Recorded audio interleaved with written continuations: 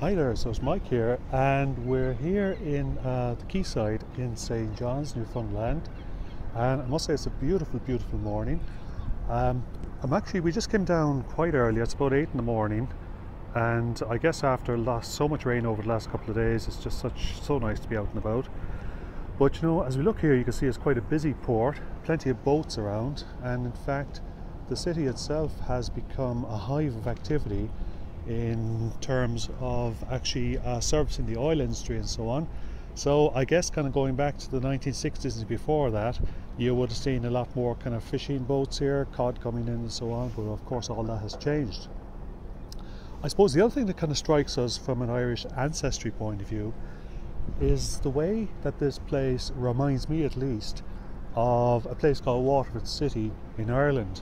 And the reason I say that is because just behind me we actually have the actual town of St. John's going up along the hill in a series of steps, and there just in front of us, of course, we actually have the actual main inlet itself there from the sea, which is just around the corner over there to the left. But if we think about Waterford City, for example, that's actually a similar configuration on the banks of the River Suir, and going out to sea in a similar way, and of course would have been very busy back in the day especially. And the reason I mention Waterford is because that's a particular place in Ireland that's very associated with all of Newfoundland, and in fact it seems to me, at least, that just about everywhere you turn you actually find a surname here in St. John's, especially with that Irish connection. You find your Powers, you find your Brennans, you find your Comerfords. They're just all over the place, including the music of the area.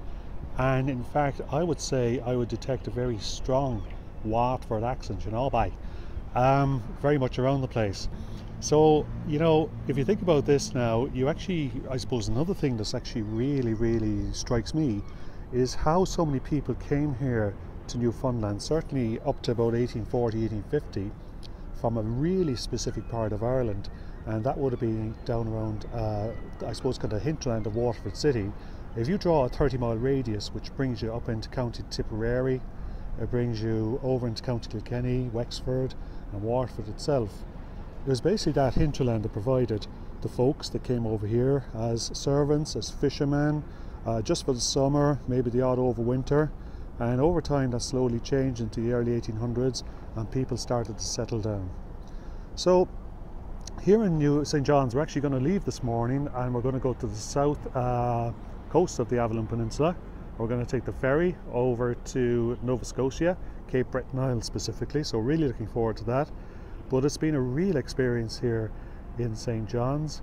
The people are absolutely fantastic, and again, to my ears at least, it's actually astonishing the way that you just hear that Irish connection all around you. You see it all around you.